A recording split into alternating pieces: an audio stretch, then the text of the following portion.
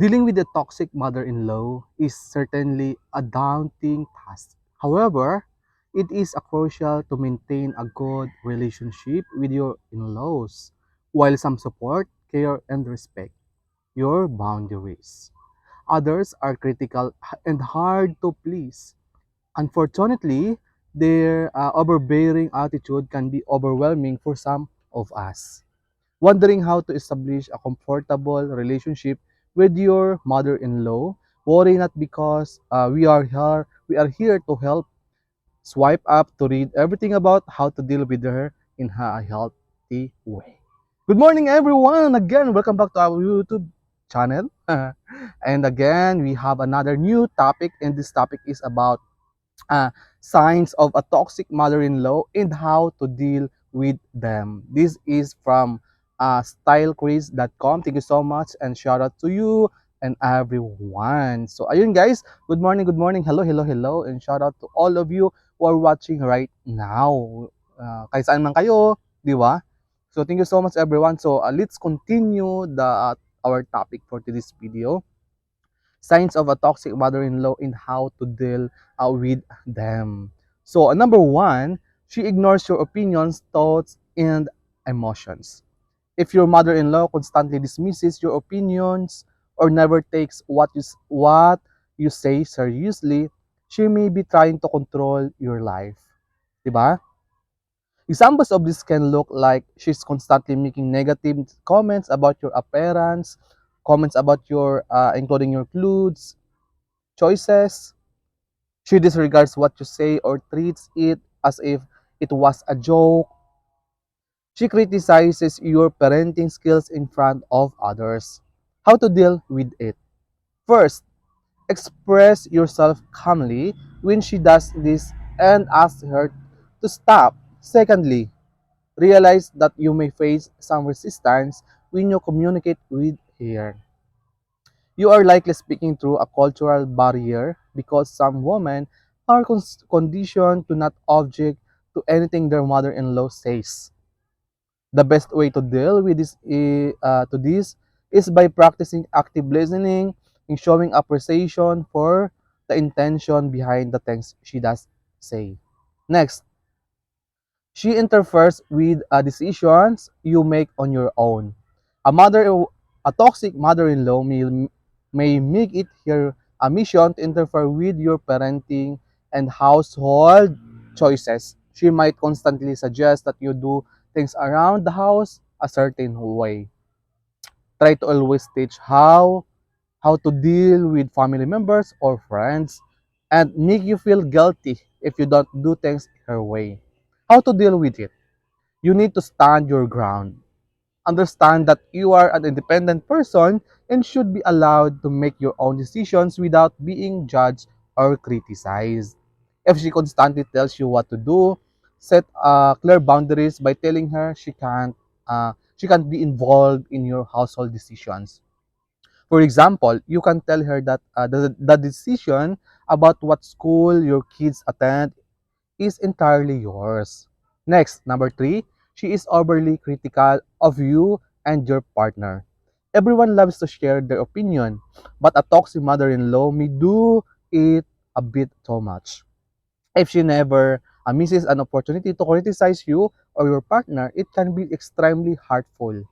Examples of this behavior may include she makes every conversation about your or her son's flaws. She frequently tells you that you are too needy or not good enough for her son. She makes hurtful comments about your household profession and appearance. So, how to deal with it? Toxic people criticize to feel better about themselves or manipulate you into feeling bad. Don't fall up for it. If you feel like she's trying to make you feel bad, don't give her the pleasure. Second, set clear boundaries with your mother-in-law by telling her what is and is not acceptable. If she doesn't stop it after the first warning, take some time apart or limit contact with her. Number four, she is unapproachable and cold.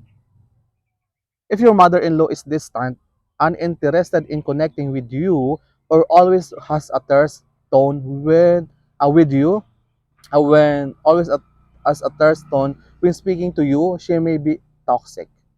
She might not be trying to make you feel alone or unwelcome, but she may find it difficult to get along with anyone. This is what it looks like. She rarely responds to requests for help, advice, or just a chat. She sounds terse when you talk on the phone. She rarely asks about your day or initiates a conversation with you. And she makes off-putting comments like, I don't like you or I don't know why. My son likes you. Di ba? How to deal with it? Remember, it's not about you. She may have been raised in a different culture where mother-in-law being called and distant is the norm.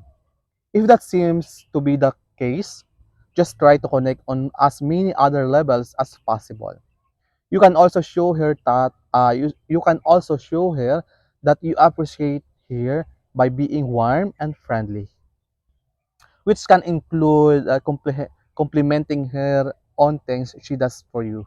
Next, number 5. She jokes about your difficulties because of race or culture.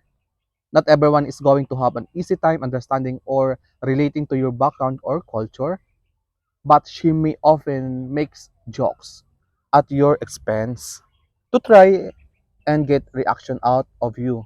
She might make comments about how you don't know how to behave around people because of your culture.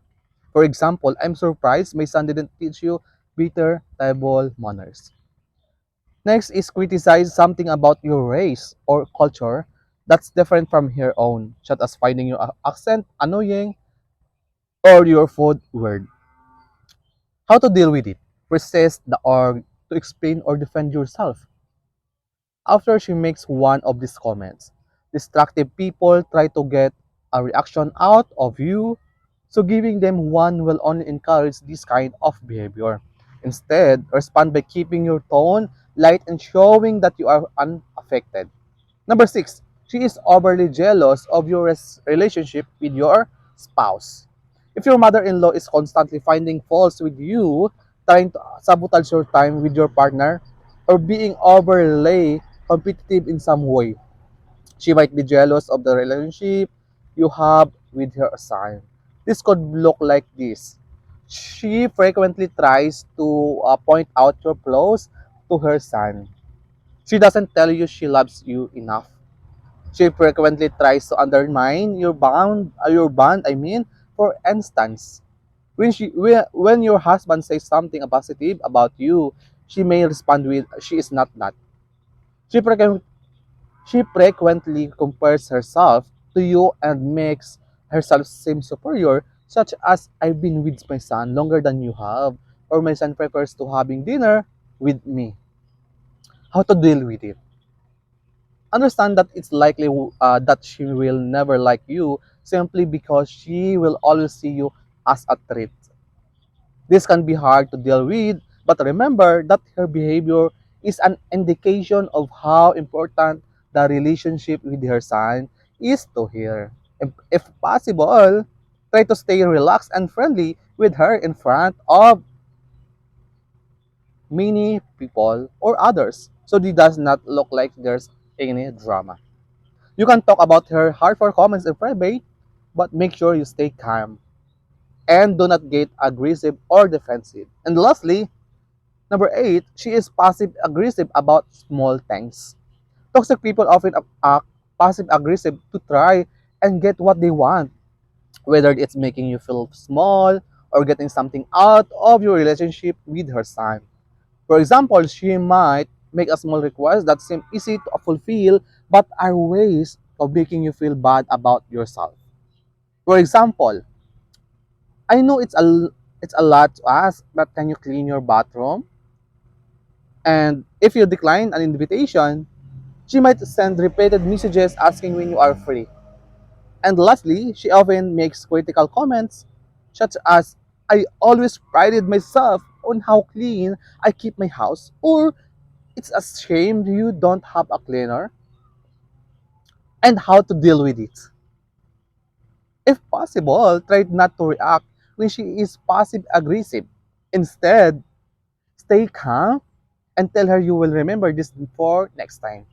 You could also simply ignore her because the more attention you give her, the more she will do it. Try to focus on spending time with your husband and supporting each other when she is difficult. That's all. Thank you so much everyone for joining us today. I hope you get and you gain or something you can use this for your daily lives. Thank you so much everyone. See you again soon. Bye bye. I hope to by the way, if you are new to this channel, Boyboy, please don't forget to like, subscribe, comment and share if you like our videos. Bye bye. See you again.